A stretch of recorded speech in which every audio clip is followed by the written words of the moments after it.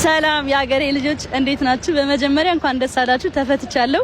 ሁላችሁም ስትጨነቁልኝ ለነበረው በሙሉ በጣም ነው ማመሰግነው። በመቀጠል የድሬዳዋን ህዝብ ማመስገን እፈልጋለሁ። ሁሉም የድሬዳዋ ህዝብ ነበረ ሲያየኝ የነበረው ሺቲ ምግብ ቀን በቀን እየመጡ ተማሪዎች እና በቃ ሁላችሁንም ምንም ቃላት የለኝም ከልብ ነው ማመሰግናችሁ።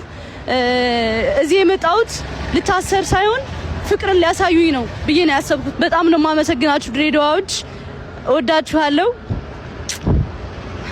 ድሬ ማለት ይሄ ነው፣ ሰው ሁሉ እያለቀሰባት ነው።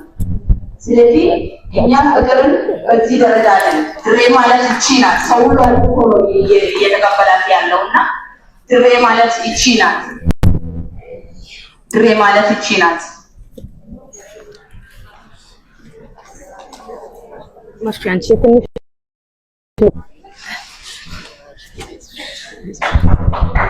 እኔ በዚህ ልክ ያዘናችሁብኝ አልመሰለኝም ነበረ። እግዚአብሔርን የምሬን ነው። እንደዚህ ያዘናችሁብኝ አልመሰለኝም። እግዚአብሔርን አሁን ልቤ በጣም እንትን የተረበሸው እንድታለቅሱብኝ ደግሞ አልፈልግም እና ከልባችሁ ይቅርታ እንድትሉኝ ነው የምፈልገው።